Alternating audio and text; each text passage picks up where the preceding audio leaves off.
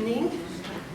On behalf of Santa Clara County Move to Amend and Human Agenda, I'm happy to welcome you to the Speakers Forum on Corporate Constitutional Rights. My name is Carol, and I'm a volunteer with Move to Amend here in Santa Clara. And that is a national grassroots organization dedicated to passing a 28th Amendment to the U.S. Constitution, establishing that 1, artificial entities such as corporations have no constitutional rights under the U.S. Constitution, and 2, money is not constitutionally protected free speech and may be regulated. So it's going to be an exciting talk. A few logistics to make our evening work very well. The bathrooms are located just to the right as you exit that door. And we have a few officials here tonight, or representatives, I'd like to recognize. And Joseph Nave, staff to Congresswoman Zoe Lofgren.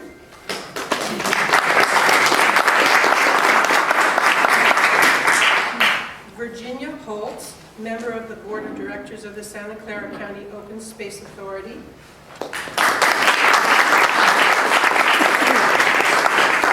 And Alex Wara, staff to Senator Jim Bell, 15th State Senate District.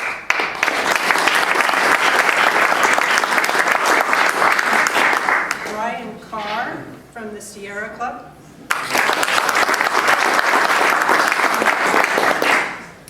And Nicole Navosi from Mike Honda's office.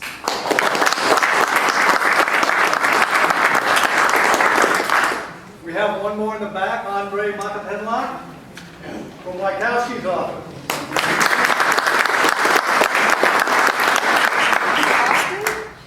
And Austin from Kenson Chu's office.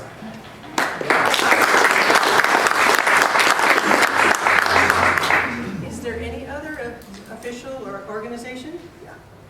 I'm Rod Sinks. I'm the mayor of Cupertino.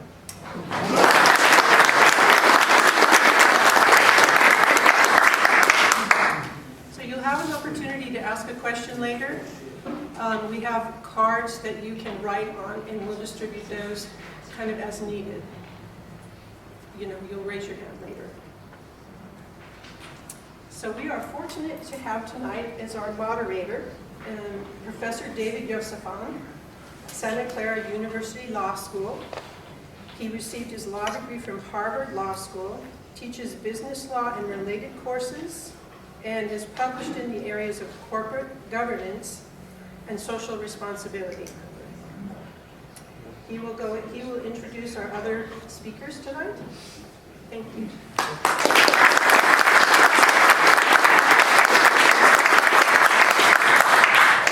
Thank you very much. I was honored to be asked to facilitate on this panel, and I'm just thrilled to see so many people come out on a Tuesday evening to have this very important conversation.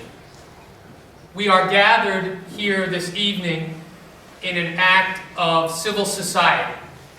We are presently engaged in an act of self-governance. On a night when the World Series begins, what? We have come out of our homes, out of our places of business, into this public square to deliberate amongst each other, with each other, about some of the most pressing matters that face our republic today. No government authorizes us to speak tonight. No document authorizes us to speak. We hold it to be self-evident that the freedom of speech is among the inalienable rights of all humankind, and that neither King George nor the United States government, not the Republic of California, nor His Honor the Mayor of Cupertino, may forbid us from speaking.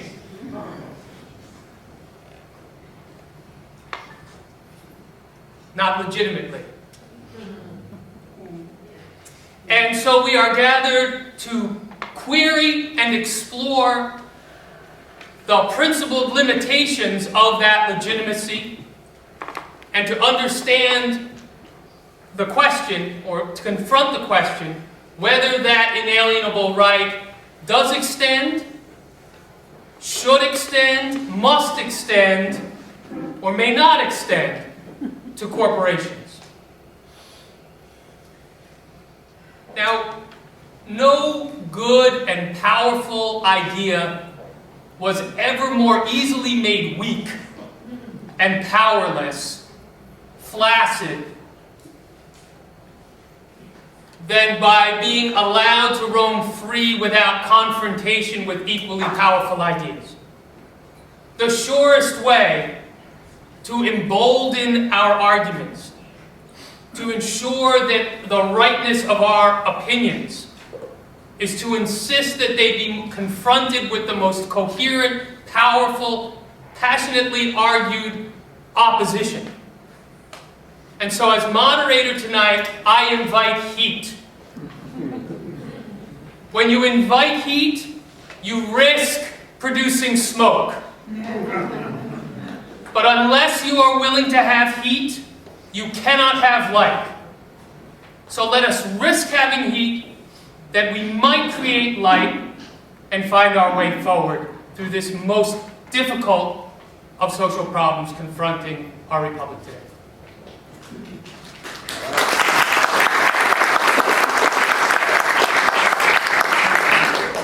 My job now is to turn the occasion over to our four speakers, to very briefly introduce them and allow them to press upon you the urgency of their perspective on this matter. And each of them will speak for about 10 minutes, and I'll just wave at them when it's time for them to shut it down. We hope to engage the speakers in some dialogue with each other, and then most importantly, to engage the speakers in dialogue with you all, your thoughts, your questions, your insights, and proposals in the second half of our program. So with no further ado then, I want to introduce Mr. David Cobb, who I've just had the pleasure of meeting this evening. He is a lawyer, a political activist, who has been passionately engaged in this subject for many years. David, explain to us what is at stake in this question. Thank you, Professor Yusufan, and to my colleagues who are not here, but so glad that they could join us. I really appreciate your initial framing and will underscore we're talking about the question, should corporations have constitutional rights? The Constitution is the supreme law of the land. It is not about policy. It is not about legislation. It is not about issues. The Constitution lays out the principles of self-government. And this is very important because that document begins, "We the people." Those are hallowed words in this country because they invoke the notion that we collectively are in charge. We are sovereign. King George, which you, Professor, alluded to in your introductions, he wasn't in charge anymore. Our ancestors kicked him out. The king was no longer sovereign. We, the people, were sovereign. We had the authority to rule ourselves. And we were not asking permission to rule ourselves. We were asserting it because it was our right to self-rule. It was our right to self-government. You see, the concept of sovereignty is profound, it is important, but as Professor Yusufan tells us, we are not merely a democracy, we are a republic. And that is important because the experiment known as the United States of America says we are a democratic republic where individual rights are sacred. They are sacrosanct. The government cannot, shall not, does not have the authority to infringe upon the exercise of the individual rights of human beings. And I want to be clear. You see, if you as a human being find yourself in the need to assert a constitutional right, what you are saying is that some law, local, state, or federal, is an illegitimate exercise of the political power, because the government cannot tell you or me or any other human being what we can or cannot say, how we do or do not choose to worship, who we associate with. You see, those rights are human rights. And let me be clear, the United States Constitution does not create those rights. The Constitution recognizes those rights. They are inherent. They are inalienable. These are rights that we have because we're human beings. That, my friends, is very important. And now let's turn to the corporation itself and recognize that a corporation is a social construct. Nothing more, nothing less. It is a tool. It is a powerful tool. Arguably one of the most powerful tools that we've created, because it is the idea of facilitating under law and culture a mechanism to allow groups of people to come together and do things. And this idea of the corporation was something that the founders understood very well. It's not a new phenomenon. Corporations had existed for hundreds of years before the American Revolution. And since we have invoked the founders, let's take just a moment to recognize what it once took in the United States of America to form a corporation. First, your application did not go to a clerk who just rubber stamps it. Your application for limited liability incorporation went to the State House of Representatives, where they debated it and discussed it, and you had to get a majority vote. But that's not enough, because now your application for limited liability incorporation goes to the Senate. The state Senate, where they debate it, discuss it, vote on it. You got to get another majority vote. And that's still not enough, because after a majority vote of the House, a majority vote of the Senate, it goes to the governor, who considers it and has to be willing to sign it. Does that sound anything like a corporate charter today? Of course not. In fact, what did I just describe? The mechanics. A majority vote of the House, majority vote of the Senate. Governor signs it.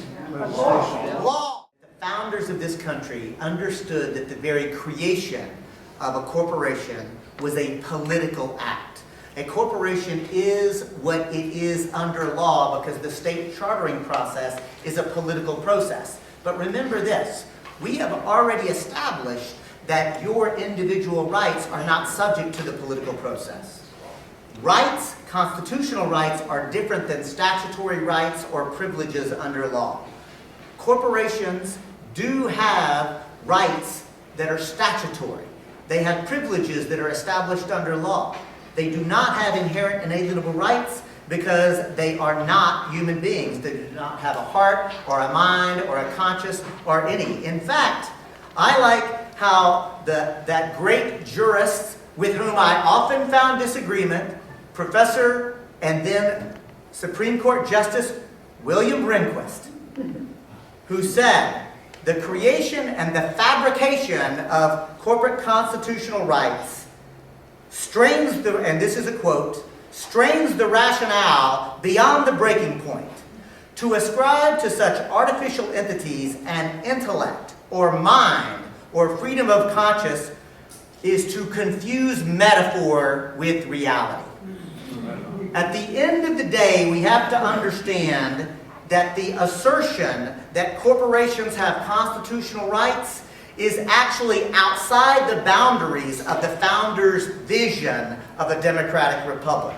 It is actually a new idea that was created by the courts, and may I say that's called judicial activism.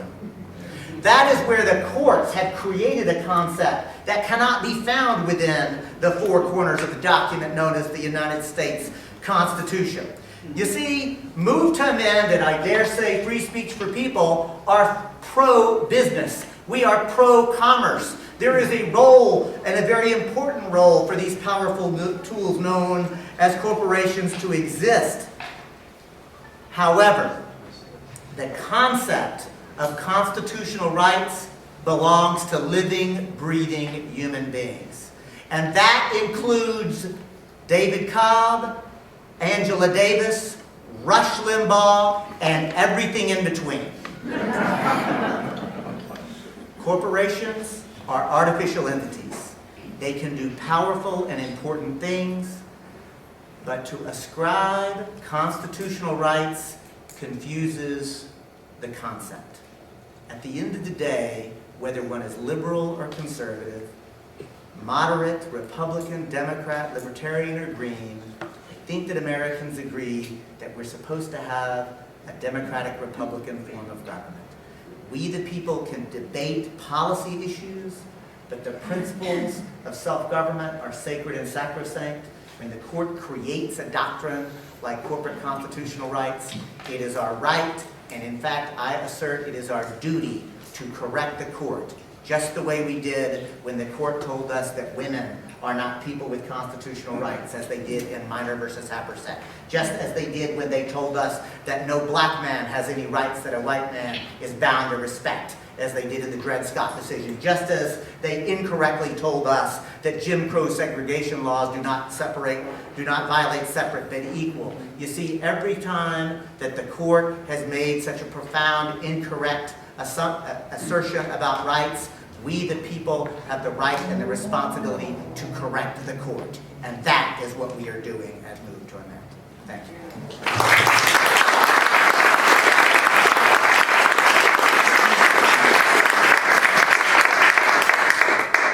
Professor Thomas Jude, thank you so much, of the UC Davis School of Law. Thank you so much for joining us this evening.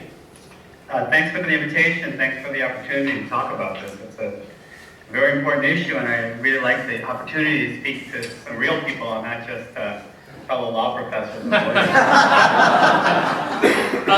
Professor Jude, we begin with the David Cobb has made a compelling argument that constitutional rights only devolve to human beings, natural people, and that corporations might have statutory rights, but that constitutional rights should never be viewed as applying to them. We begin with the proposition that no argument, as however eloquently made, can be confidently committed to unless it is tested against its strongest adversary. So can you explain to us, before launching any critique that you might desire to, can you make for us the best case for why corporations should be understood to have constitutional rights? What's the best case that can be made for that position? I'm sorry, I'm not prepared to answer that question. Okay, I'd be happy to jump in on that. Yeah, Adam, why don't you jump in, and we'll come back to Professor Jude for a critique. Yeah, no, sure. It's a very important question when we think about which constitutional rights, if any, corporations should have. I wonder, though, if the problem isn't a question of corporate constitutional rights, or is the problem a couple of decisions by the Supreme Court getting it wrong on corporate constitutional rights? The two most important decisions that I'm thinking of are the ones that have really inspired so much focus on corporate personhood and debate about corporate constitutional rights: Citizens United and the Hobby Lobby case. Citizens United holding that corporations had the right to try to influence elections just like ordinary people, and Hobby Lobby saying that corporations are people with religious beliefs and capable of asserting religious objections to generally applicable laws. These cases, I think, are very much wrongly decided. They were wrongly decided, and they should have come out a different way. I don't want to necessarily take from that case, from those two errors, go so far as to say that corporations should never have constitutional rights. Constitutional rights for corporations are not new. They're not just a product of the Roberts Court, of Citizens United, or even of the modern Supreme Court. The first corporate rights case in the Supreme Court of the United States was 1809. Case involving the Bank of the United States. And it was saying, we, the Bank of the United States, we have a right to sue in federal court under the Constitution. And the Supreme Court held in that case that the corporation did have that right, and the right to sue. The court didn't say the corporations were citizens or people, but it did recognize that corporations would have access to the federal courts to sue and be sued. So people could hold corporations responsible for their wrongdoing, and corporations could hold public officials accountable when they were the corporations were the ones who were victims of wrongdoing. So rights are corporate rights are long-standing, go all the way back to very earliest America. Corporations have steadily gained a much broader scope of rights. In the 1800s, the Supreme Court restricted corporate rights for the most part to questions of property, contract, and the right to sue and be sued in courts. These are traditional rights that are associated with the corporation and the corporate form. In the 20th century, we've seen the expansion of other rights to corporations, including the right to political speech, which I think is a mistake. But I don't want to take those mistakes and suggest that corporations should never have constitutional rights. Not only are they long-standing, but they absolutely must have some constitutional rights and constitutional protections. If a corporation doesn't have the right to property, a constitutionally protected right to property, then if the state of Georgia decides to build a freeway through the Coca-Cola factory, the state wouldn't have to pay Coca-Cola a dime of compensation. It could just take that property.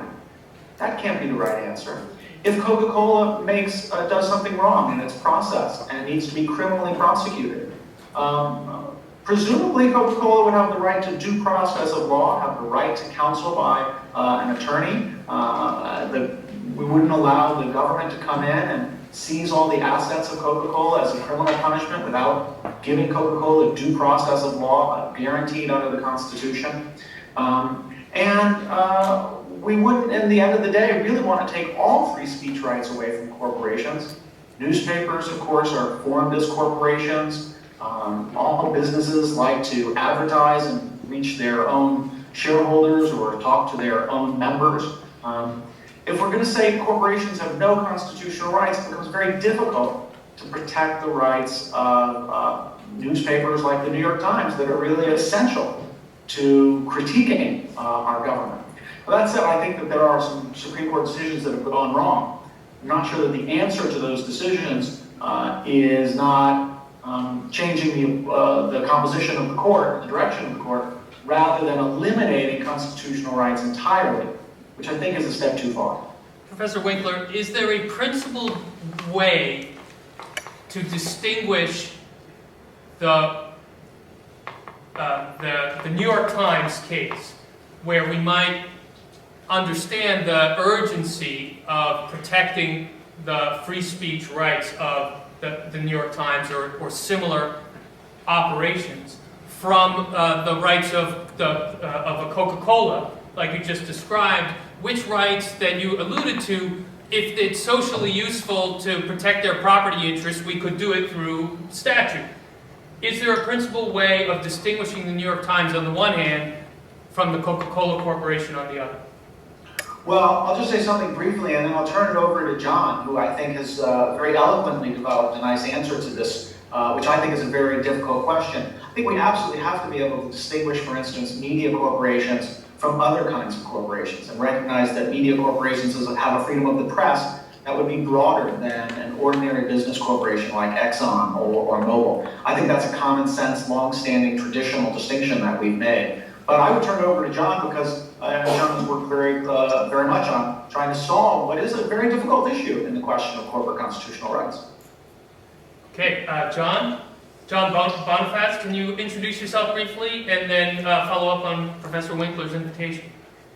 Yes, I'm John Bonifaz. I'm the co-founder and president of Free Speech for People, and we were launched on the day of the Citizens United ruling, White move to amend, to both address the threat of Citizens United posing to the Republic with respect to the influence of big money in our politics, but also the threat posed to our Republic with this extreme extension of the fabricated doctrine of corporate constitutional rights.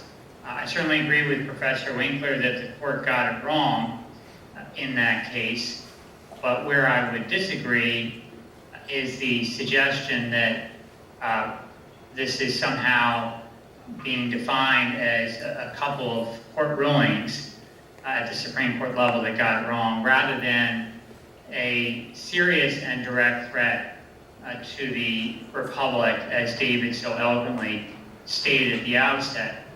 I think before I get to answering directly Professor Winkler's points, I do want to highlight that even since Citizens United, And since Hobby Lobby, for that matter, there have been a number of examples in the lower courts where corporations are making these claims, fabricated claims of corporate constitutional rights to try to strike down public interest laws. So these are not isolated questions that have gone up to the Supreme Court, but rather are part of an alarming trend that really threatens the promise of American self-government of by and for the people. I'll just highlight 4 examples of these kinds of claims that are being brought in our nation's courts today, all of which Free Speech for People has been involved with, and with the MiCI briefs and pushing back against this fiction. First, in Seattle, in federal court, McDonald's and other major franchise corporations are suing the city of Seattle to try to strike down its living wage ordinance, which is an ordinance that was passed by the city to increase to $15 an hour for workers in the city. And the argument that McDonald's and other franchise companies are making in part is that they have an equal protection right under the federal Constitution, under the 14th Amendment, that's violated by this ordinance. It has a phased-in approach with respect to large franchise corporations versus small businesses, and they're saying because we're not treated the same as small businesses, our equal protection rights as corporations are violated. They have happily, I should say, lost at the district court level, but they're pressing that claim before the Federal Court of Appeals of the Ninth Circuit. Second example is Peabody Energy, where in St. Louis, they claimed also to have equal protection rights that were violated. Their corporation having equal protection rights violated by a citizen ballot initiative campaign that would remove taxpayer subsidies to the fossil fuel industry, namely to Peabody Energy, to redirect those fossil fuel subsidies to the concerns that the people of St. Louis wanted: housing, transportation, so forth. And Peabody Energy went into court, and one of their arguments that they used was that they have an equal protection right that's violated. Monsanto is suing the state of Vermont right now in federal court, arguing that they have a free speech right associated with a new law that the state of Vermont has passed requiring labeling of GMO products in our food. And the people of Vermont want to know whether or not they're buying a product that has GMOs, genetically modified organisms, or whether they don't. And Monsanto's claiming that it should not be forced to reveal this. In other words, somehow the free speech argument now applies to their ability to hide critical information that's necessary to protect the public health. And finally, the National Association of Manufacturers is in federal court in Washington, D.C. for the D.C. Circuit Court of Appeals, and they've prevailed thus far in a claim of free speech with respect to the conflict minerals matter. This is the question of whether or not we as a public have a right to know whether certain manufacturers are getting their minerals from the Democratic Republic of Congo, where there's a war-torn region where warlords are making a profit and having control over those minerals. And that is a real human rights question that's at stake there, and there's a federal law that now requires this labeling, and the National Association of Manufacturers saying that is a violation of their corporate free speech rights of their member corporations. So these are just some examples. There are many others since Citizens United, where we see corporate America trying to make these claims to subvert American democracy, to subvert the promise of American self-government and of, by, and for the people. Now, as to Professor Winkler's important points, you know, I think that we have to always ask the question, whose rights are at stake when we're presented with these examples?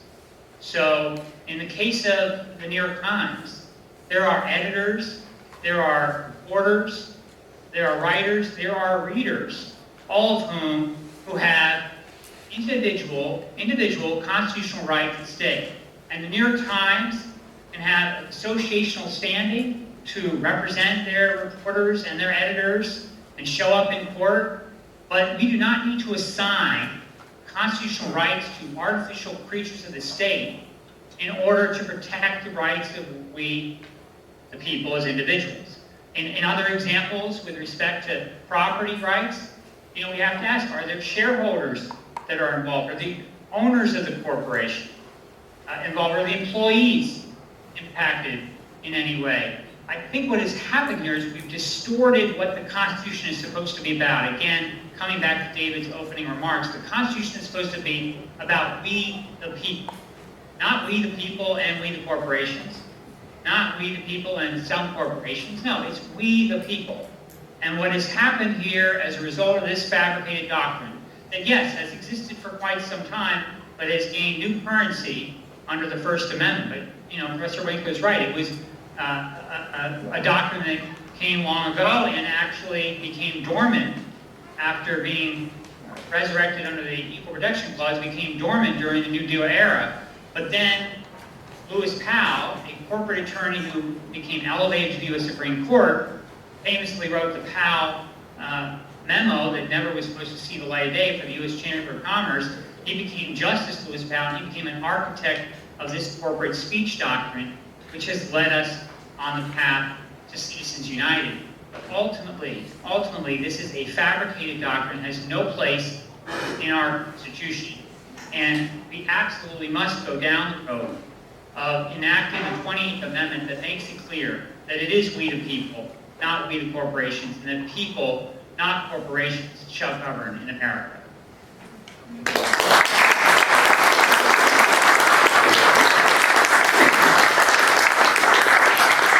Okay, Professor Chu, I want to return to you now and invite you to place further reflection on these matters on the table for us. Well, I think that we're all in agreement that the Supreme Court is giving too much legal protection to corporations. The question is what to do about it. Now, I think there is a misconception that the Supreme Court has a number of cases that somehow state that a corporation is a person and a corporation has the same rights as John or Adam or myself, and that's simply not the case. As Adam said, there are some particular places where, in order for corporations to exist, they need to have some degree of rights, like the rights to be free from arbitrary government taking of property. But the court does not give them the same rights as people, as human beings across the board. Corporations, for example, they have Fourth Amendment rights against search and seizure, but they don't have Fifth Amendment rights against self-incrimination. And why is this? And partly, the Supreme Court really gives corporations protection under the Constitution, but it doesn't give them rights per se. It gives them rights in an indirect and kind of subtle way, which actually is much more difficult to solve than simply by denying rights to corporations. Let me explain this. So, in many cases, the court treats a corporation as simply an association of individuals. Now, I'm not saying this is a realistic or accurate thing to say about corporations, to the contrary, but this is what the court will say. And therefore, because the corporation is merely an association of people who put the capital together to do business, then their rights, the rights of the individuals, are the rights that are at stake when we talk about corporate issues in the constitutional issues in the corporate context. So, for example, in the Hobby Lobby case about corporate religious rights, the court said, yes, the corporate quote-unquote person is merely legal fiction, but it was created to protect the rights of the people, the individuals, shareholders, officers, and employees, or associated. And so you see how that leads to the notion then that the religious rights of those individuals should be protected, and they're done so indirectly to the corporation.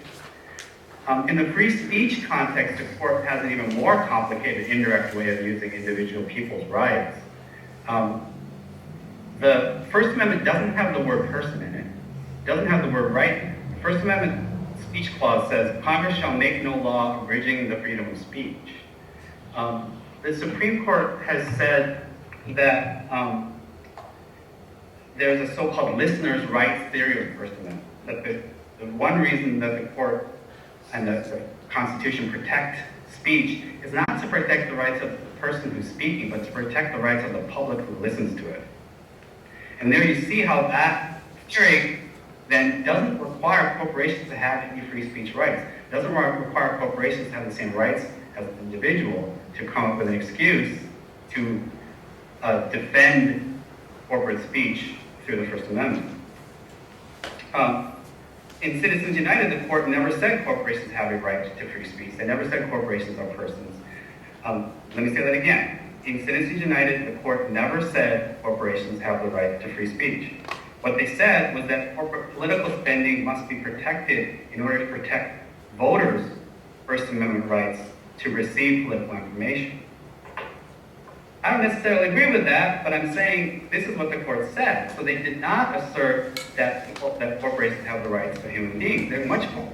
The court is a lot of things, but it's not dumb, right? To say that corporations are the same as people, have the same rights to express themselves as people, that's dumb. The court's not going to say something that's dumb. They're much more careful. So far I've just explained this approach where the court uses the rights of individuals to protect the rights of corporations. I'm not defending it. I think I admire its cleverness, but I think it's wrong, and it's wrong in a lot of ways. Primarily because it misunderstands how corporations work. The court wrongly assumes that a corporation is like a little club where all the members decide what it does. That's what you see that in the Hobby Lobby case. And it might have been kind of true in Hobby Lobby because that was a tiny little corporation run by a family, and they all sort of agreed on the same religious beliefs. But in a large business corporation, it's not how it works. The shareholders and the employees don't get to participate in decision making. It's all decisions are made by the board of directors. Yeah. Looking at the speech context, if you accept for the sake of argument that there is such a thing as listeners' rights and listeners' interest in hearing corporate messages, well, the management controls these messages. So the employees and the shareholders, and this is something John kind of alluded to, that their rights may be compromised if the management decides to use the money to support a certain candidate or a certain message. In Citizens United, the court said, well, that's not a problem because shareholders control the corporation through quote-unquote corporate democracy.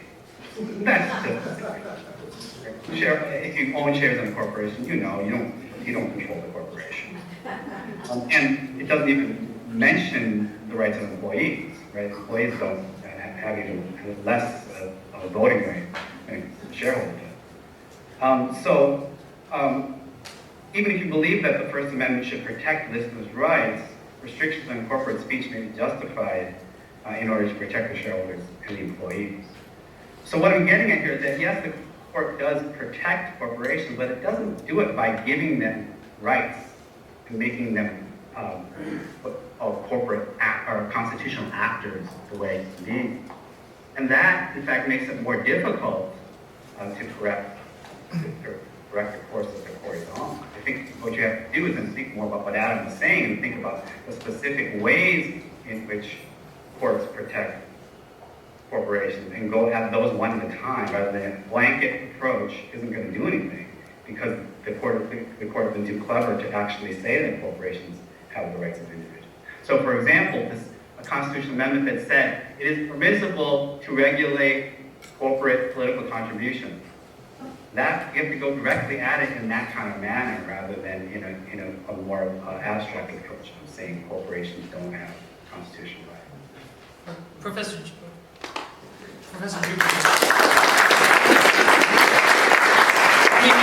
let me follow up and again ask for a principal distinction. The very reason that many people will join the ACLU and pay their dues to the ACLU or the NAACP, the National Organization for Women, the NRA, is because those organizations, those corporations, have an organizational efficacy and can speak more powerfully when their directors are speaking on their behalf, and the whole group can have a much more potent voice than if they were subject to individual control. The reason that people join or associate through the corporate form is because these associations can be more powerful when not every individual is in charge or has the authority to actually control the instrumentality. So can you you pointed to this as a reason why we might denude corporations of constitutional rights, if I may speak broadly. How can you distinguish that from the associational activity of similarly disparate groups like the NAACP? Well, first of all, I think maybe you misunderstood my point. Denuding corporations of constitutional rights, my point was that that's misconstruing the question. I think that's not what the question is. I don't think corporations actually they don't necessarily have speech rights, or they don't need speech rights, because it's the listeners who are being protected. Therefore, as I said, if you want one way to get at the issue of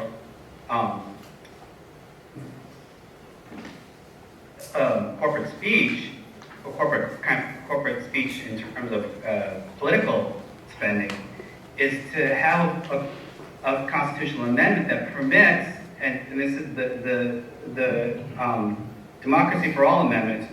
This has been introduced in the Congress.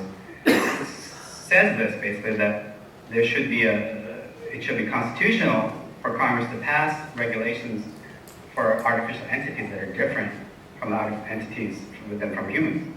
Now, with respect to your question, legislation can be drafted to treat a business corporation differently from a nonprofit corporation.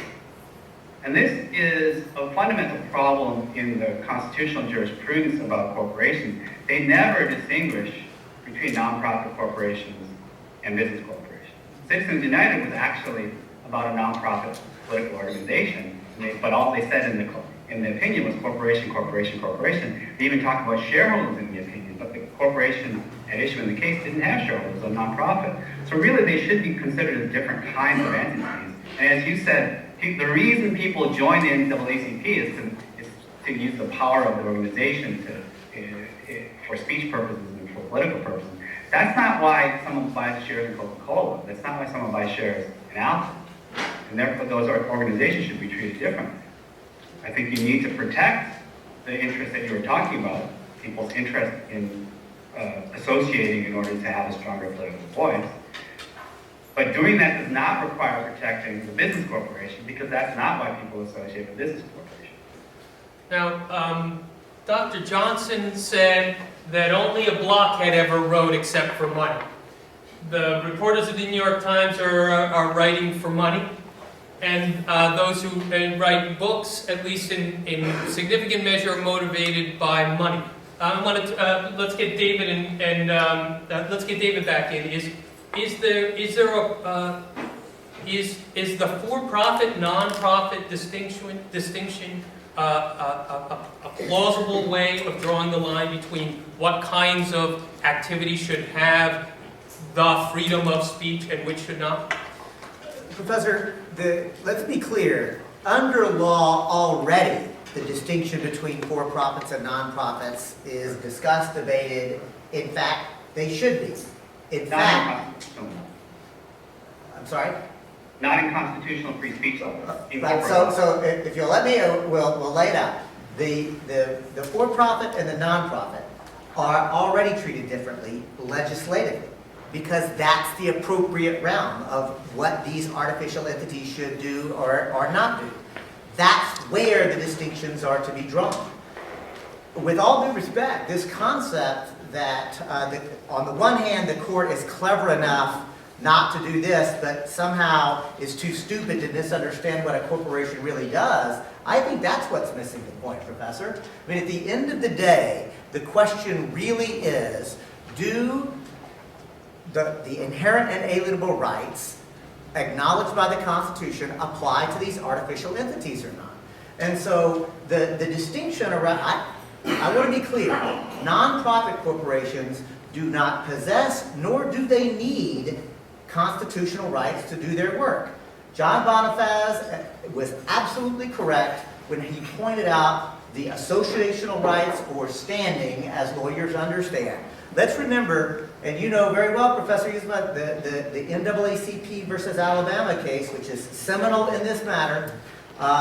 It was not the NAACP's constitutional rights that were being asserted. For non-lawyers in the room, this is the case where the state of Alabama, during the height of Jim Crow segregation laws, were attempting to force the NAACP to disclose their list. And we know damn good and well why they were trying to force that to happen. And the court correctly stepped in, NAACP correctly stepped in, asserting the individual rights of their members not to be disclosed. The court agreed that the individual rights, and literally the court said, the NAACP is properly asserting the individual rights.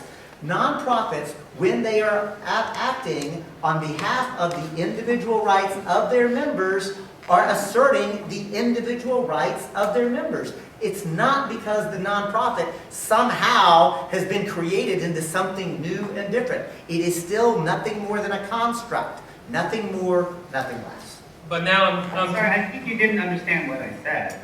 I'm not disagreeing with you in any way. I didn't say that nonprofits need constitutional rights. I said that what you cannot dispute, although we all agree that we hate it, what you cannot dispute is that the Supreme Court of the United States has said that corporations, nonprofit and business corporations, are protected in their speech because the court is protecting the speech of listeners. Exactly, and I'm saying they're wrong. Well, actually, can I? The court is right. We all agree that they're wrong. Guess what? They win. The Supreme Court. So what I said is that the Constitution should be amended. This has already been proposed in the Congress, that the Constitution should be amended to expressly permit Congress to do what you just said, to legislate, to protect, to prohibit business corporations from political spending, and that legislation does not have to apply to nonprofit corporations. And then I think we'd all be happy with that. John, I understand Professor Jude to be authorizing the federal government to shut down the New York Times in advance of an election. Is that why what you want? you ridicule me because you disagree? No, I'm not. Well, please explain your position. Did you say for-profit corporations could be shut down by the government?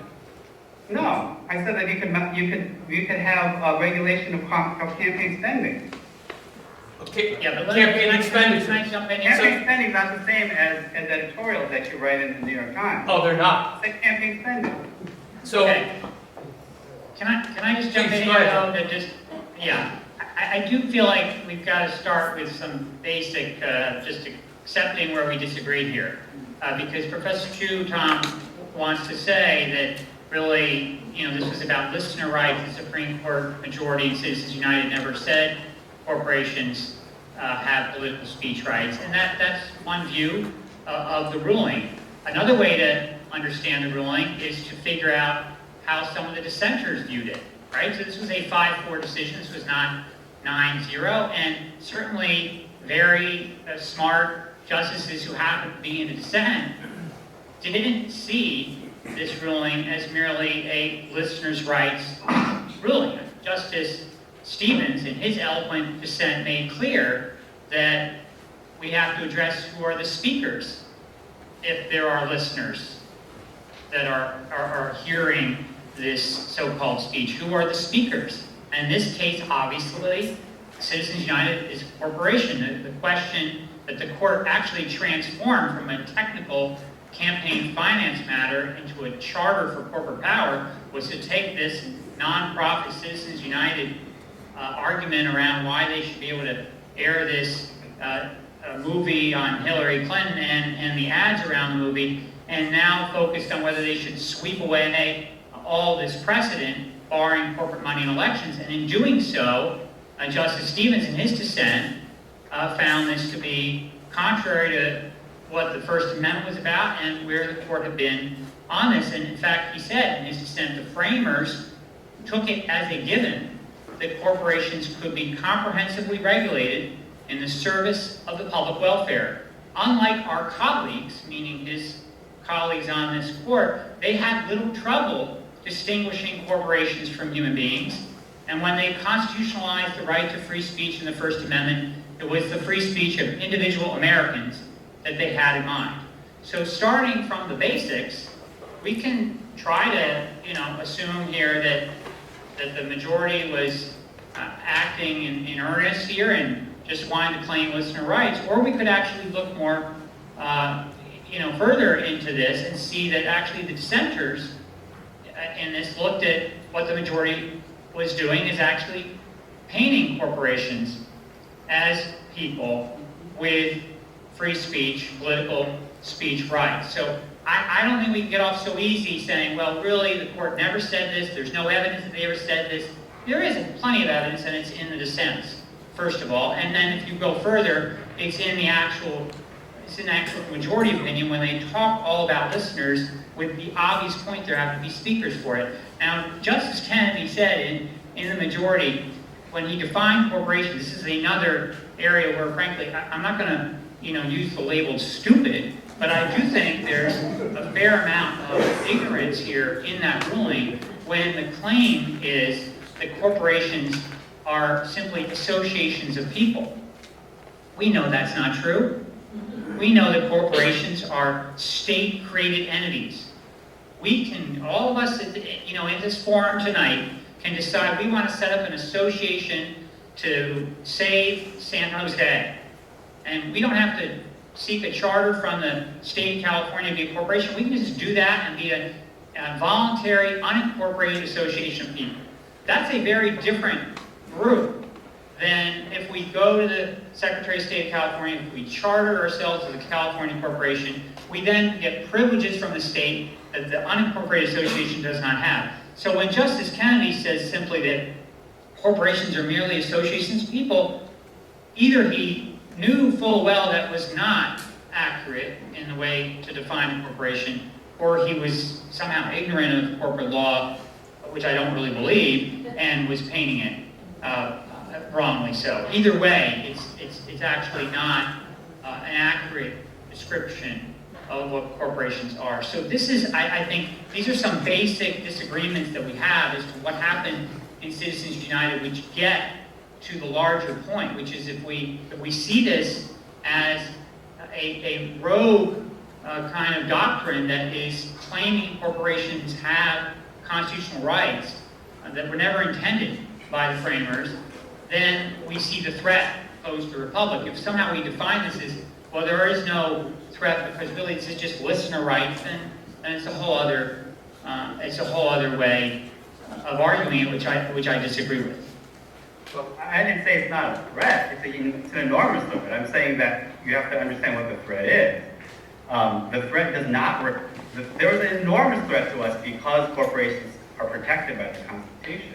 The thing is, the way the Supreme Court has done it is in a very clever and sneaky way, I think. And I think I agree with everything you said, that they use doctrine in a very sneaky way so that what they say, the result doesn't require them to say something as outrageous as corporations are people. They have the same bottom line. The bottom line, the results, the harm to us as individuals, as members of the democracy, is the same as if they had said that. But if they had actually said that, it would have been pretty silly and would have been much easier to attack. They did it in a much sneakier way, so it's actually more difficult to dismantle.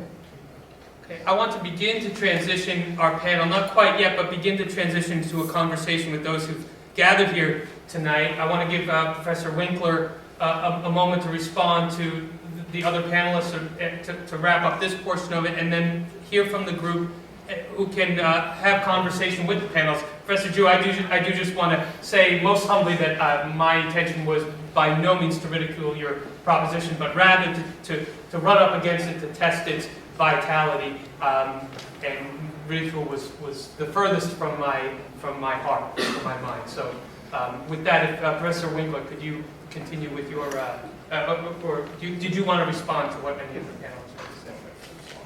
Sure, happy to respond. And I think, we've pointed out a lot of areas of agreement, of areas where we think the court's gone wrong, and some significant areas too of disagreement. I think what the takeaway that I have from Professor Ju's conversation is that you got to have the right remedy to solve the problem. And I share his skepticism that a constitutional amendment that declares in a sort of blunderbuss fashion that corporations have no constitutional rights, have no constitutional standing whatsoever, really is the right answer. I think that, as I mentioned earlier, corporations should have some constitutional rights. We should have a more nuanced approach of thinking about it than just all in or all out. And that it's even possible that we could spend all this time amending the Constitution to eliminate corporate constitutional rights, and we find ourselves in the problem that Professor Chu is pointing out, which is that the court gets the next case and says, okay, we won't protect the rights of corporations.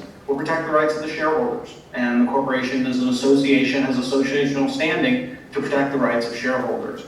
Remember, Hobby Lobby was, as Professor Chu says, was a case that was about corporate personhood, but the logic and reasoning of the case was about piercing the corporate veil, about ignoring the corporate form and protecting the right of the Green family, the owners of Hobby Lobby.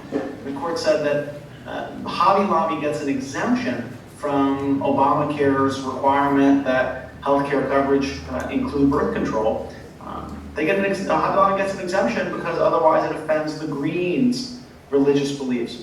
The idea that associational standing is the answer, I think, is more likely actually pointing out what the problem is. The reason why corporations have the expansive constitutional rights they have today is because the court has treated them like associations and has pierced the corporate veil. And when you pierce the corporate veil and you look at the people behind the corporation, well, they're always real people. And that helps explain why we've seen an expansion of corporate rights. So it seems odd to me to sort of rest a remedial argument on the same very logic that the court has used to expand the constitutional rights. I like to think that maybe we need to think about it in a very different way, in a way that can help us better distinguish between corporations and people, rather than asking the court as a matter of doctrine to continue to pierce the corporate veil. Just sort of led us to where we are today. Okay, thanks very much to all of the panelists. I think we have, I think we're more confused than when we started out, which means we're making progress, to my mind. But we've got, it also means we've got some way to go before where we want to be. So perhaps this group can help us to get there. And let's have some questions. So have we written them down, or are we just going to have people speak? What will the... We will have someone approach in a moment to start reading them. Okay. I can speak to my question. Go ahead. Professor Ju, you have, I'll stand up so you can aim at me. Professor Ju, you have introduced what to me is a radically new concept. I've never heard of it before, and I don't really understand it. And you refer to it as listeners' rights. I have never heard that even spoken before, but I really like to know. I'm not arguing with you about it, but I really like to know what that would mean. If there was such a thing, what would that mean legally? I really would like to have some elucidation of that. Were you going to get the question? Yes, I did, and it's a great question. And the reason you've never heard of it is because you're not a constitutional lawyer, because it's lawyer speak. I didn't make it up. Thank you, I take that as a compliment. I didn't make it up.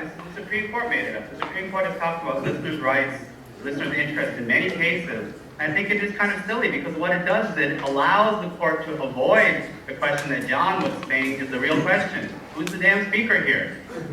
The court doesn't have to address that if it says that we're talking about the rights of Adam to hear the message, the rights of John to hear the message, to see an anti-Hillary Clinton documentary. That's their right. So it doesn't matter whether there's a right of anyone to broadcast this. I think that's ridiculous. But it is what the Supreme Court said, and it is radical, but it's not radical that I made it up. It's radical that the court made it up.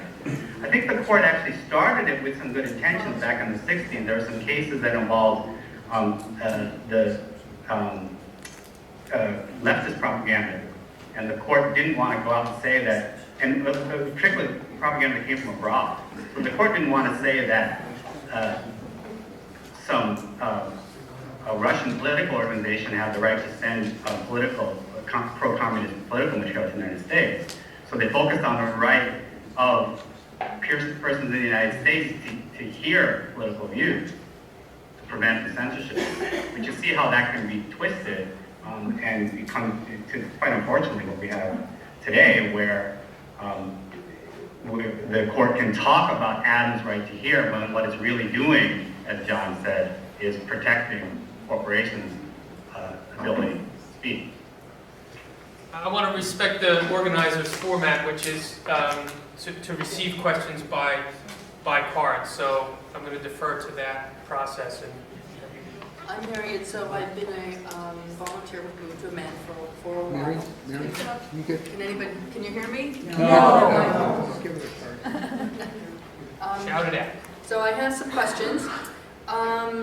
Does the Hobby Lobby ruling provide grounds to break the corporate veil and open up owners and maybe CEOs to lawsuits?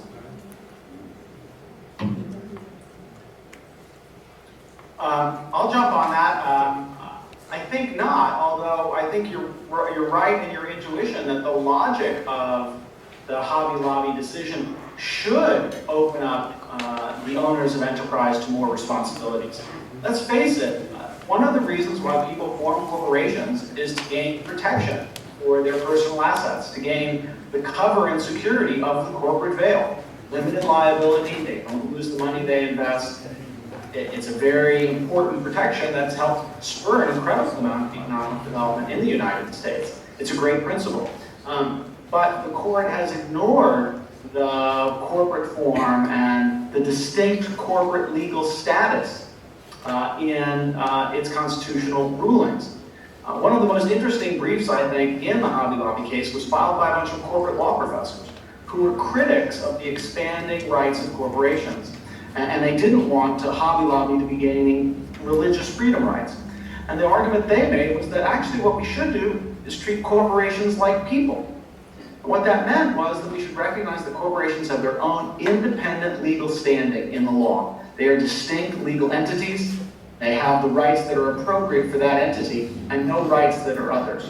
And one of the things that's important that they pointed out as a matter of corporate law, when you take corporate personhood seriously, it means you don't pierce the corporate veil and you don't look beyond the corporate form and look to the shareholders and give the corporation, like Hobby Lobby got, the religious rights of the shareholders behind it. You separate the shareholders and the corporation. And I thought that was a more really interesting and imaginative way of thinking about these corporate rights problems. Can I jump in on that for a second? I want to just specify for the welcome non-lawyers that Hobby Lobby is a case that does refer to statutory rights that are granted by the Religious Freedom Restoration Act, that is a federal statutory regime. So that could be changed much more simply, and the Supreme Court is just doing their best to interpret what that statute requires and the rights that that statute provides. So that statute would be much easier to alter than would be the Constitution itself.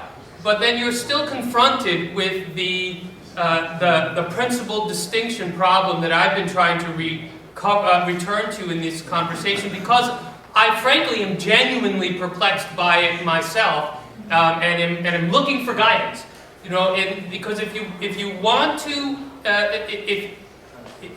to my mind, if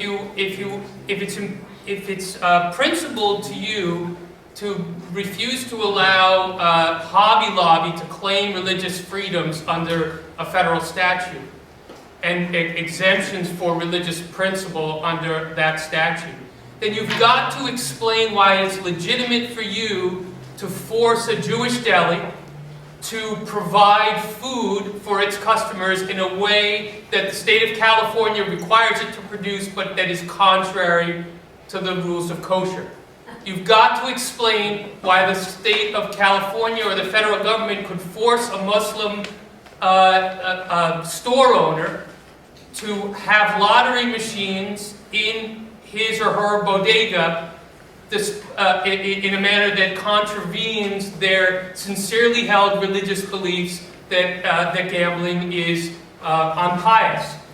If those outfits are organized as a corporation or limited liability company in order to protect those business owners from the debts of its enterprise. So again, I'm searching for principal distinctions on these hard cases, and I ask for the audience or the panelists to weigh in on it. Well, I think that when we talk about we're struggling to understand it, I'm reminded of Franklin Delano Roosevelt, who, upon considering the Constitution during the Lochner era, said, "The Constitution belongs to the people." And it is not merely, it's not just a lawyer's contract. So these hard questions are things that we have to grapple with. And for me, I return to my opening remarks. The Constitution sets the principles.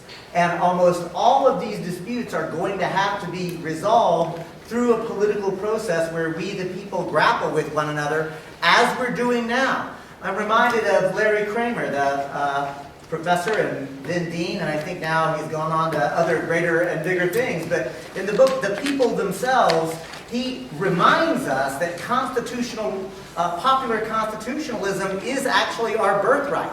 That there was a time in this country where we, the people, understood that we were supposed to be actually having these arguments and asserting them and keeping the court in its proper subordinate place. You know, the judiciary is supposed to be the weakest branch.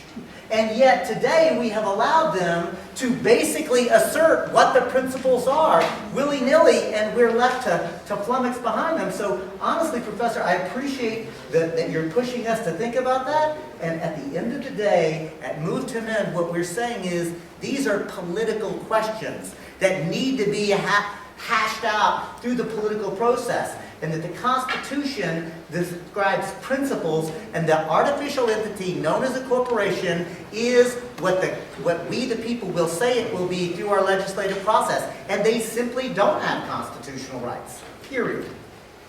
And can I just jump in? Yeah. Sorry, Tom, you had your hand up first. Please. Just going back to the original question about the example of the deli and the bodega, I think there is something in the Hobby Lobby case that is potentially helpful. And I'm not optimistic about it actually working this way, but they took pains to point out that, as Adam was saying, that it was a small corporation and that the Green family ran it, and the Greens all unanimously and sincerely were conservative Christians. And therefore, they would, as Adam said, sort of look past the corporate form and said, look what an insult this would be to the Greens' personal beliefs if they had to contravene them. And that's like the example then that you gave of the deli owner and the bodega owner. If they are indeed these very small corporations that just happen to be in corporate form but are run really by an individual or a family, then there is this direct insult to the beliefs of the individual. And that is consistent with Hobby Lobby. The scary part about Hobby Lobby, of course, and Hobby Lobby itself said it was only applicable to the small family-owned corporation. But you know in the future they're going to extend it. And they're going to extend it incorrectly to a publicly traded corporation with millions of shareholders who all disagree, don't have the same religious rights or religious beliefs. Right? And that's very different from your deli or your bodega. And you can't imagine that. You can imagine then a distinction, right? Where if you contain Hobby Lobby so that it would only apply in these very small family-owned corporations, I'll be okay with that. I'm just terrified that it's not going to do that. It's going to go much broader, and it's going to start. They are going to, in effect, be protecting the religious rights of a publicly traded corporation. John, do you mind if we get in another question, and perhaps you can reflect further later on? Let's get into it. Here's one, Professor Winkler. You have said corporation could can't read it. Corporations need constitutional protections. For example, when a highway runs through a Coca-Cola plant, can such protections be provided statutorily? Oh, great question. And it's a really interesting question. Can they be guaranteed statutorily? Sure, you could pass a statute where either Congress says that any state government that wants to take the land of a corporation has to provide just compensation, or the state could pass such legislation requiring it. That's not the same thing as a constitutional protection, though, because what states will do is when they want to build that highway and all of a sudden taking the corporate land costs an extra $10 or $15 million or whatever that number is, well, then the legislature says, well, in this instance, we're not going to do it. And they don't have to because the legislature writes the statutes. And if they want to pass a new law and say, okay, well, we're not going to provide corporations compensation in this event, then they can. I mean, that's the whole point of constitutional rights, is that they take some things away from the legislature by saying they're secured against legislative interference. I think with regards to corporations, basic property rights should be protected that way. Basic due process rights should be protected that way. Corporations should have the right to sue when someone steals their property. The corporation should have the right to be sued when the corporation steals someone else's property. I think that provides us a basis for understanding corporations do have some constitutional rights. What we should be doing is focusing on arguments that are going to help us and to succeed in limiting the rights of corporations that they shouldn't have, such as the rights to influence our elections and religious freedom rights, as in the Hobby Lobby case. So I love this question. Can I just jump in here? I love this question. I appreciate it, and I think it goes right to what David and I are trying to say tonight. The fact is that any corporation currently chartered in the United States with any state does not have the right to exist. Doesn't even have the right to exist. Correct. So where I live in Massachusetts, if the state of Massachusetts decided it wanted to decharter a particular corporation because it no longer thought that corporation was in the public interest in any way whatsoever, it would have the right to do that, and that would be the end of that corporation.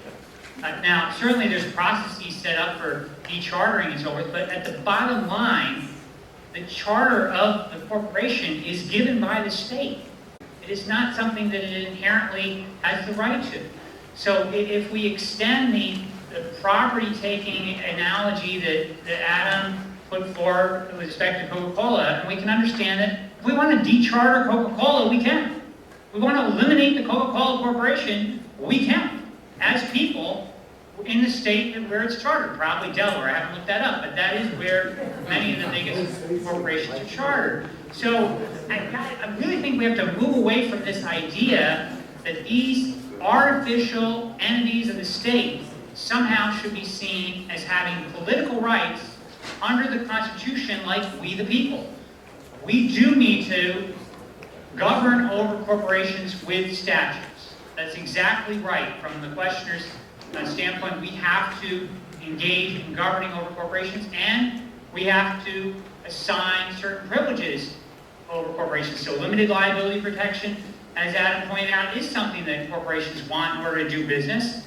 And frankly, you know, in our view of free speech or people, we think that there would be an interesting law that could be created saying, now that they supposedly have political speech rights to spend money to distort our election process, let's, as a state, remove their limited liability protection if they want to engage in exercising that. So they no longer get to have.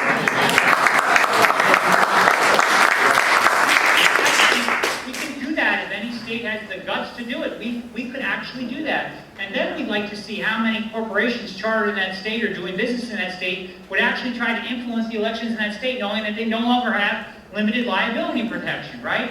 So the fact is that we do govern over these entities, and we need to assert our power over these artificial entities. This is a power struggle. This is a power struggle at the core.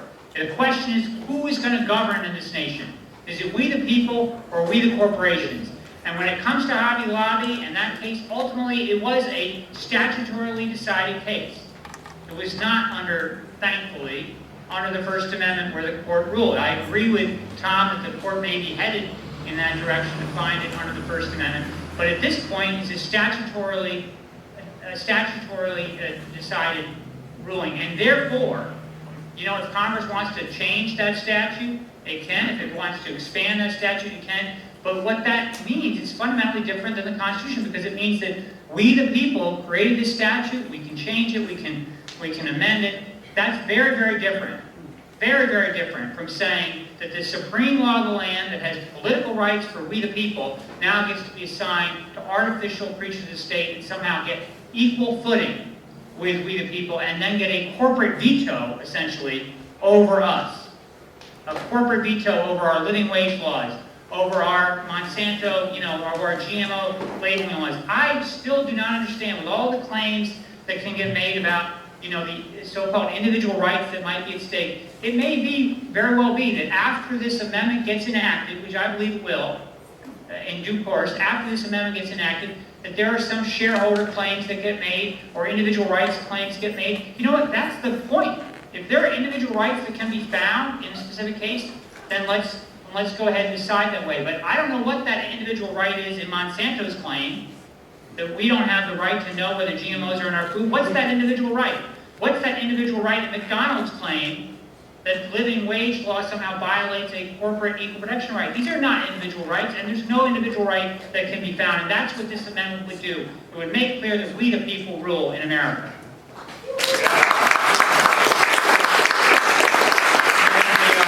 We have a large stack of questions, so I want to make sure we get through some of them. Thanks. So here's another for Professor Drew. You have introduced an entirely new concept, namely listeners' rights. Can you help me understand what that means legally? We heard that question, and so let's... And how do you reconcile listeners' rights with the Amstoy case, also the Vermont case, Newark, Vermont case? Right, not to speak. Yeah. Does that answer? The Amstoy case, Tom, that's referenced, the case that obviously is the predecessor to the Vermont claim in Vermont. Yes. I'm sorry, I see, for the I was just thinking, so this is an interesting question, because this claims like about the Monsanto speech, this is really about compelled speech, so it's not a listener's rights argument. The listener's rights argument is a little bit harder to make, because the claim isn't that somebody wants to speak, it's that somebody does not want to speak, and they're saying the government is forcing them to speak. So yes, in this situation, I'm not sure that you could actually use the listener's rights argument. The listener's rights argument actually kind of cuts the other way, would cut in favor of more. And I think this is a good point. I think that actually I don't know really how the corporation is going to make the argument, you know, of they'll say the government cannot compel speech, but they can't make it based on the listener's rights argument. Now, the story of listener's rights is a lot more complicated than it made it out, because there's a recent case called Alvarez, in which there was a law that prohibited people from lying about receiving military decorations. And the court there said that even though the person did not have a right to lie, because there was no speaker's right, and the public doesn't really have any interest in hearing lies, so there's no listener's right, the court still struck it down because the court just really thought that the government shouldn't be interfering in speech at all. This is a truly radical decision, and I think didn't get the attention that it deserved. It wasn't clear why this was struck down. But if this is true that the government shouldn't interfere in speech at all, then you see that would apply to the compelled speech stuff too, right? Even if there's no right not to speak of the individual, but it's just the fact that the First Amendment's purpose is to control the government and prevent the government from regulating anything having to do with the exchange of information. then that could actually be a separate explanation for why the Monsanto kind of case, why Monsanto should win. I'm not saying I agree. I think it's ridiculous. I think it's horrible. But I can see that argument being made based on the algorithm. But I don't think listed rights argument will carry the day in that kind of case. Let me just hum a few more bars on that, on the theory of the listener's rights, and then move on and quickly answer another question. Is the idea is that the purpose of the First Amendment serves many purposes, perhaps it facilitate an interest in individual or collective self-expression, but it also serves a functional a purpose in allowing a free people to organize themselves in an effective democratic form of government. And to do that effectively, we need information and we need ideas that have been tested against bad ideas. And so the listener's interest is in the production, proliferation, and circulation of a robust amount of material in order to effectively exercise the freedoms that we otherwise enjoy. That those freedoms are less effectively organized without the listener being able to receive information. So we protect the speaker in order to serve the listener, is the theory of the listeners. All right, let's move on to the next question. Now, this question, this person says, clearly it is not necessary to get into the controversy of whether corporations have any constitutional rights in order to reverse Citizens United. So why does MTA do so and gratuitously attract opposition to its proposed 28th Amendment, as now worded? I think that question is worth hearing again. Can we just take it from the top? Clearly, it is not necessary to get into the controversy of whether corporations have any constitutional rights in order to reverse Citizens United. So why does MTA do so and gratuitously attract opposition to its proposed 28th Amendment, as now worded? So, because, as I think all four panelists have already agreed, the problem is not merely Citizens United. It is not as if we had a functioning democratic republic on January 20th of 2010, and then one court decision came down and we lost it all. Because I want to be very explicit here. The move to amend national leadership, the move to amend rank and file, I mean, we were 12 people in a living room in 2010. We're 400,000 people and growing every day. We are a mass movement of people who understand that corporations are no longer merely exercising power today. They're ruling us. They are literally assuming the role of government because they have the ability to overturn democratically enacted laws, environmental protection laws, worker safety laws, public health laws, and campaign finance laws. So the fact that, all four of us have already been very clear that Citizens United and Hobby Lobby were wrongly decided cases. But you know what? They're not the only wrongly decided cases. The Women's International League for Peace and Freedom has a 20-foot-long timeline where we can go by case after case after case of examples where the court has illegitimately exercised a power to overturn democratically enacted decisions. And those are political decisions. And, you know, democracy doesn't mean David Cobb wins, sadly. But it does mean that we, the people, are supposed to have a process by which we collectively make those decisions. And the concept of judicial review and coming in and overturning a decision, I do believe there's a role for that. But that role should only be done in a clear and unambiguous finding that some law has infringed upon an individual's rights. For example, Jim Crow segregation laws, or laws preventing women from voting. I mean, we can understand that there is a historic role, and you know what's really interesting? Every one of those that I've mentioned were not originally upheld by the courts. You know the reason that those laws changed? Because people like us got together, had these discussions and debates, built mass movements, and corrected the court when they were wrong. The court was wrong then, they're wrong now. Yeah.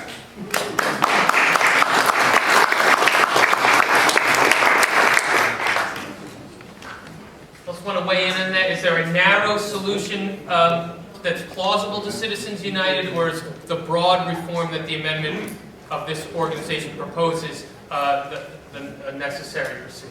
Well, it depends how you define the problem.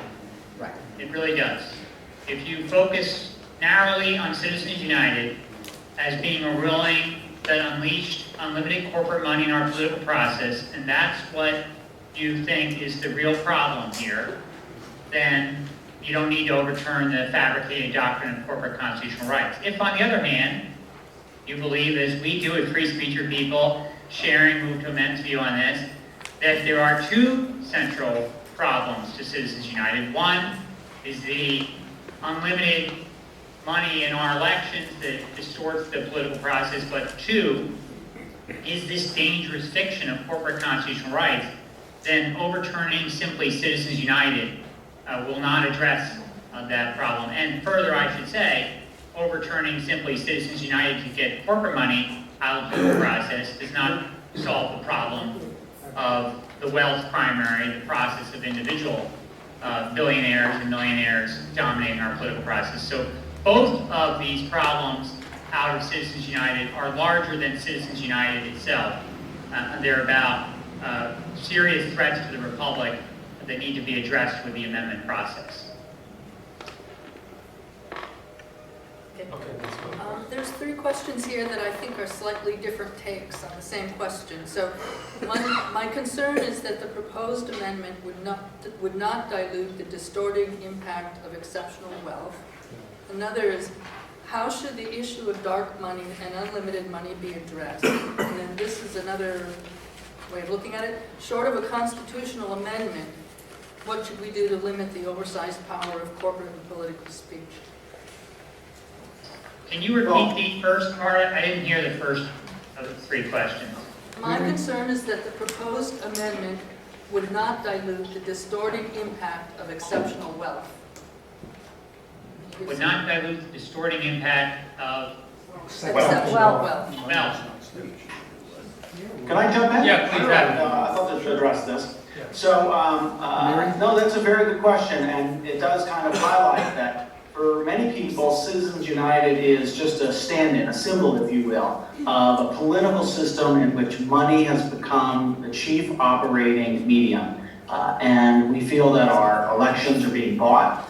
Turns out that after Citizens United, our elections are not being bought primarily by corporations. Oh, they're trying, and I'm sure they've got much more to spend in the near future.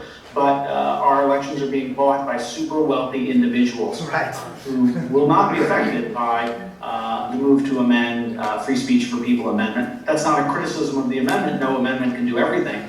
Although to the extent that people support the idea of reform because they want to retake our political process from corporations, we need to do a lot more than think about corporate constitutional rights. What can be done? Remember, and one highlight of this is look who is the biggest proponent of campaign finance reform in today's presidential election.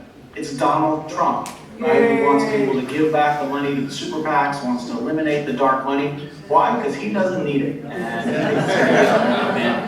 Right? So you can get rid of a lot of the problems, these kinds of spendings that we have in our politics, and still have really wealthy people spending a lot of money. One possibility would be either legislation to require better disclosure of corporate expenditures, maybe even better, probably required, given the current makeup of the Supreme Court, would be a constitutional amendment. One of the competing amendments to overturn Citizens United would focus narrowly on campaign finance law and allowing Congress to pass reasonable and effective campaign finance laws to restrict the money both of corporations and of the super wealthy. So I feel obliged to jump in and actually make a point. I know that I trust John, if I don't say it correctly, he will correct me, but the only difference between Move to Amend and Free Speech for People as it relates to this question around money and elections is actually very tactical. Be clear, the Move to Amend proposed We the People amendment has two prongs. One, artificial entities do not have constitutional rights. Two, money is not constitutionally protected speech, so therefore, Professor Winkler, the Move to Amend proposal would satisfy.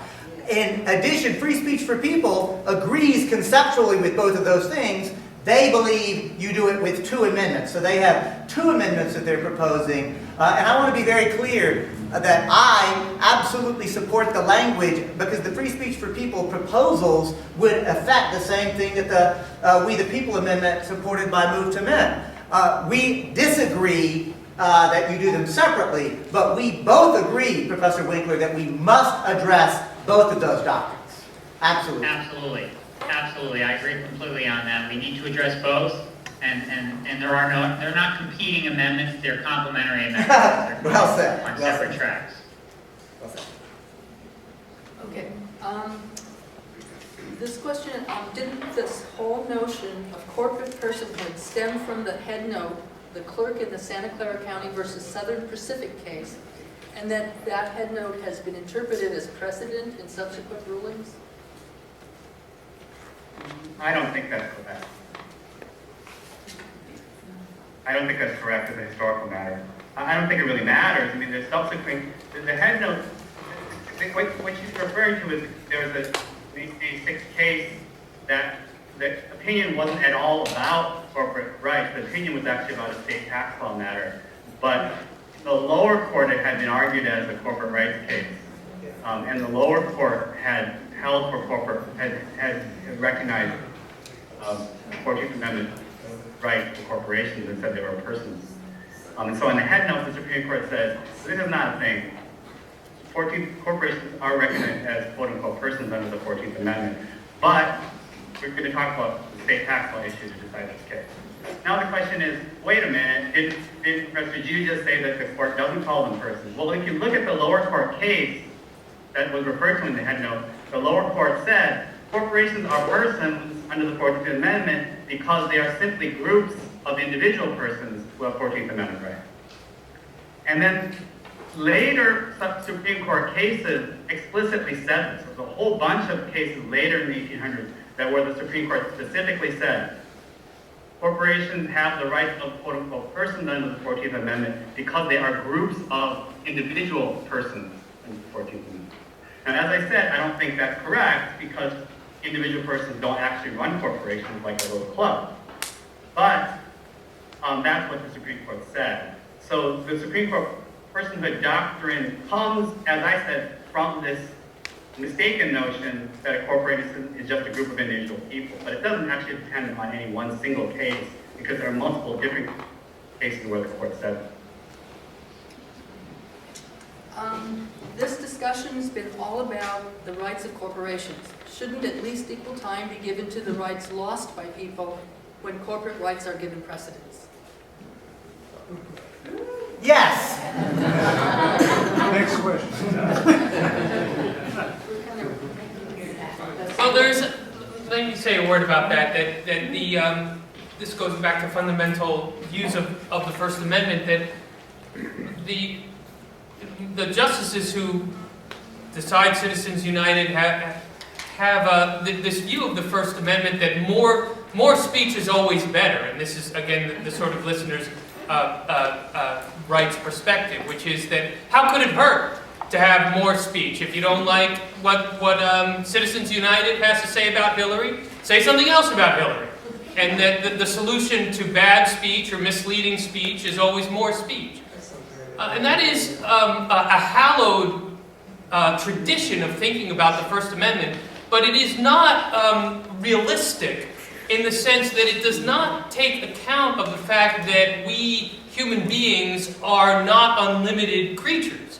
We have limited cognitive capacity, we have limited time on Earth, we have limitations in what we can physically see and consume. And so there is a listener's rights view that would sanction the restriction of speech in service of the listener being better able to hear an array of speech. And so that might be a kind of speech that is, that is drowned out, that it's simply not the case that if a corporation or a powerful individual can speak loudly or even eloquently and thus occupy the field of speaking and use up all cognitive capacity and all time, then other speakers who might have spoken more meekly, less eloquently, or less loudly, simply don't get heard. And so those are the individual rights that you might say are being compromised or left out by a view of the First Amendment that robustly protects powerful speakers. So we're down to 2 more questions here. This one is, why not organize agitators in shareholders groups and employees to agitate from within corporations? Don't employees and shareholders have a say?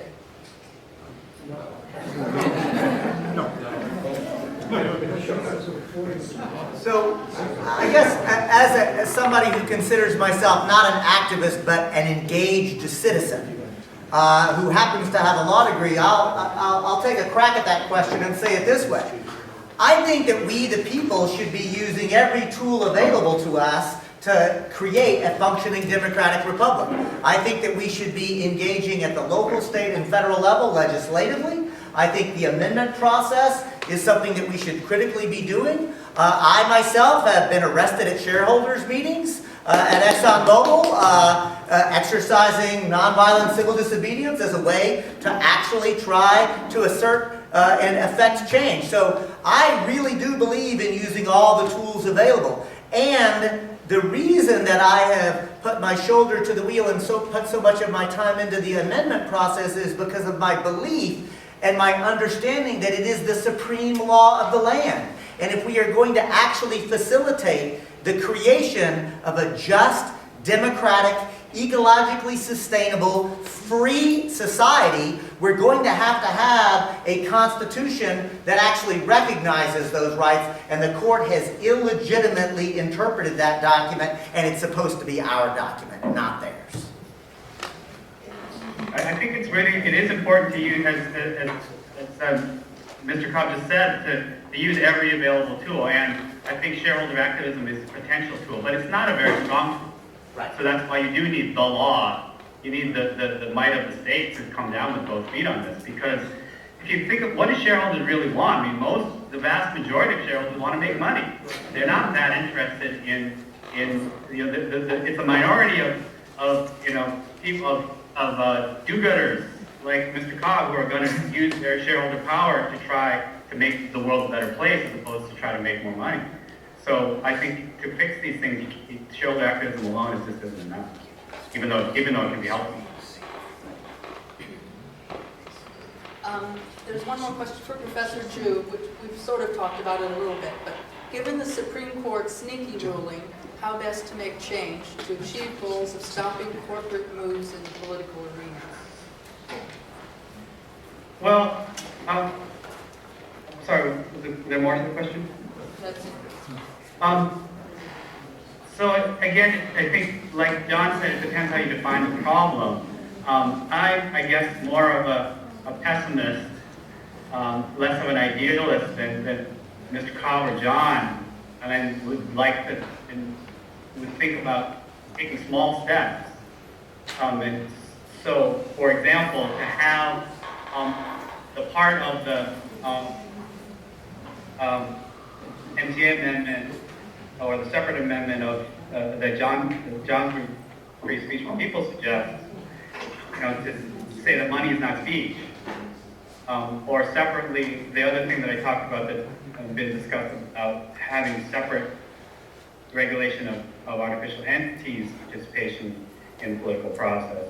These smaller steps, are, with respect to the Monsanto question that John talked about, and address the question of whether compelled speech rights are available to corporations. So, step up, piece by piece approach is an alternative to the more sweeping. I'd like to make one comment about the money is speech, as we've got about 14 minutes left, so might as well throw a wrench in the works here. I want to probe this question of money is not speech, which is a part of one of the amendments that is under review. If money is not speech, then that is meant. The purpose of that is to license government to restrict the use of money without concern that doing so would run afoul of First Amendment principles. Well, I look at this banner behind me, and it's a beautiful banner, and it's expressive, but if it took money to produce it. And if the government could say, you can talk about move to amend all you want, but no money shall be spent in the production of flyers or banners or television ads or movies about the importance of amending it, then that power to control money is at the very core of the effective use of the effective deployment of them. A professor, I think it's Eugene Volokh, explains this point by saying, yes, money isn't speech, but money isn't abortion either. And so if you think that reproductive rights are an important constitutional freedom, then you would be loath to say, but since money is not abortion, the government can say, have all the abortions that you want, but no money shall be spent on abortions. Clearly that would interfere with the fundamental operation of that right. And so to my mind, and I'd love to be corrected, with the idea, I really genuinely would like to be corrected, the idea that money isn't speech would interfere with the very core of the right. I'm happy to correct you. Thank you. I think what's happened here since Buckley v. Vallejo, the 1976 Supreme Court ruling that equated money with speech and set us on this course of unlimited campaign spending, is that we have been living under this false perception that the way to look at this is whether money equals speech or money does not equal speech. The fact is that regulating money in the political process is a form of regulating the manner of speech. So if you have a lot of money to spend, you're able to speak very, very loudly. If you have hardly any money to spend, you can hardly even whisper.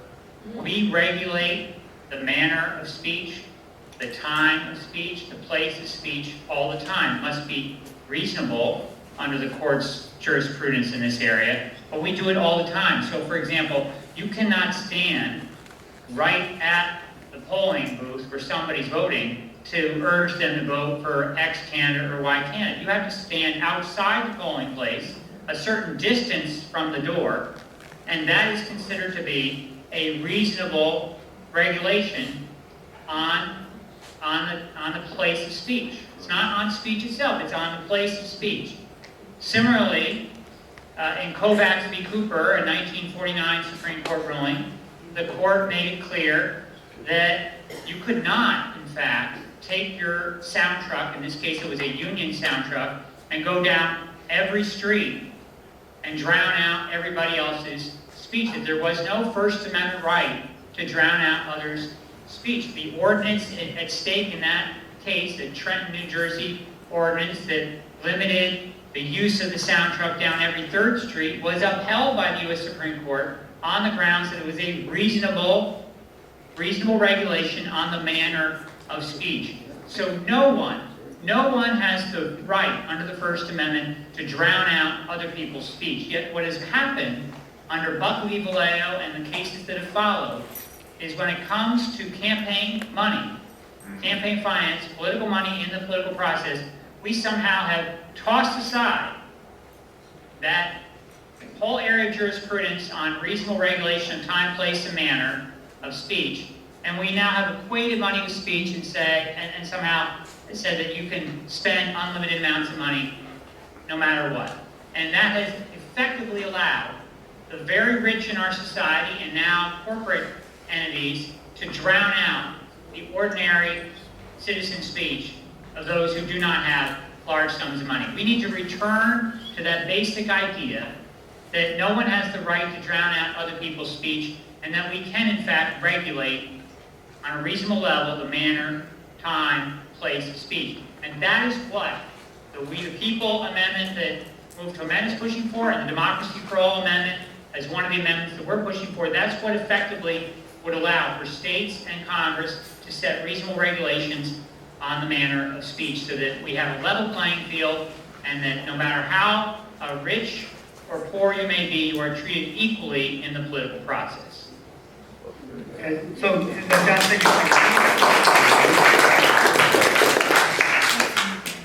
like John said, you can only have reasonable limitations on time, place, and manner. So, as you said, if you said you can't spend any money on making banners, that's not a reasonable limitation. But if you put some kind of a cap, or require, for example, public financing of elections, those are reasonable limitations. Banning is not the same as limiting. And in fact, and the whole idea of drowning out, as John said, we've abandoned this notion that we can reasonably limit people's ability to drown out. And guess what? That is brand new in Citizens United, because Citizens United overturned the previous case called Austin from the 80s that said you can't use lots of corporate wealth to drown out other political voices. That was the Supreme Court said that. That was the law for 20 years or 15 years before Citizens United. So it's not a crazy idea. The Supreme Court once used to be on board with it. It's not that long. Well, I think there was one more question. One more question. Couldn't each state amend or interpret its state constitution to grant constitutional rights to corporations and artificial entities? Is there anything a federal constitutional amendment could do to prevent this from occurring?